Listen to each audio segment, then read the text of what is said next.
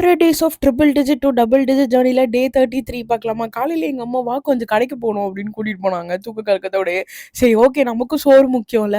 அப்புறம் பார்த்தா மட்டன் கடைக்கு தான் போயிருந்தாங்க. மட்டனோட அனைத்து ஸ்பேர் பார்ட்ஸும் வாங்கியிருந்தாங்க. எனக்கு கொஞ்ச நாளா ஹீமோகுளோபின் கம்மியா இருக்கிறனால நான் இப்ப இந்த ரத்தம் சாப்பிட்டுட்டு இருக்கேன். அதனால இது சாப்பிட்டா நல்லா இருந்தது.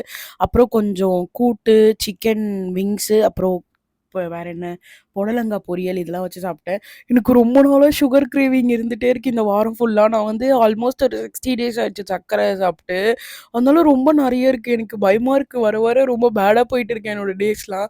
சரி ஓகே ஒரு 3 ஸ்பூன் ஆஃப் தயிர், கொஞ்சம் ஹனி போட்டு சாப்பிட்டேன்.